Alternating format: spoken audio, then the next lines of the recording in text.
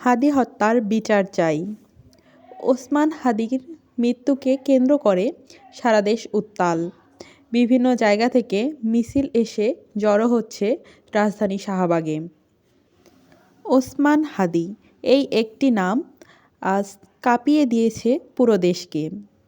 একটি অকাল মৃত্যু, অসংখ্য প্রশ্ন আর সর্বস্তরের মানুষের প্রতিবাদ ও শোক। আন্দোলনে অংশগ্রহণকারী সবার বক্তব্য, হাদি হত্যার বিচার চাই। ভারত যদি হাদি হত্যাকারীদের ফিরিয়ে না দেয়, তাহলে ভারতের সাথে সকল সম্পর্ক ছিন্ন করা হবে।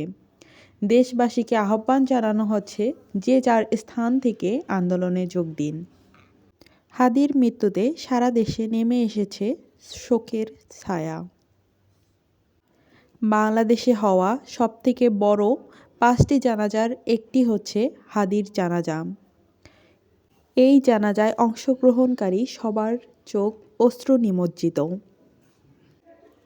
রাজনীতির ময়দানে খুব অল্প সময়ে হাদি জায়গা করে নিয়েছে সবার মনে। ওসমান হাদি একজন তরুণ, যার জীবন থেমে গেল অপ্রত্যাশিতভাবে। পরিবারের দাবি, এই মৃত্যু স্বাভাবিক নয়। তাদের প্রশ্ন, কেন, কিভাবে আর কার দায়িত্বে ঘটল এই ঘটনা? পরিবারের সদস্যরা বলছে, আমাদের ছেলে কোনো অপরাধ করেনি, শুধু আমরা সত্যটা জানতে চাই। এভাবে যেন আর কোনো পরিবারকে কাঁদতে না হয়। হাদির পরিবার এখন বাকরুদ্ধ, কান্নার ভাষা নেই, আছে শুধু ন্যায় বিচারের দাবি।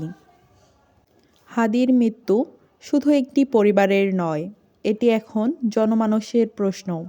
রাস্তায়, ক্যাম্পাসে, সামাজিক মাধ্যমে একই দাবি, সঠিক তদন্ত ও দোষীদের শাস্তি। আমরা চাই হাদির জন্য ন্যায় বিচার। হাদির মৃত্যু নিয়ে বক্তব্য দিয়েছেন বিভিন্ন রাজনৈতিক দলের শীর্ষ নেতারা। এই ঘটনায় সরকার অত্যন্ত গুরুত্ব দিচ্ছে, নিরপেক্ষ তদন্ত হবে। এই মৃত্যু প্রমাণ করে সমাজে জবাবদিহির অভাব রয়েছে। আমরা দোষীদের শাস্তি চাই।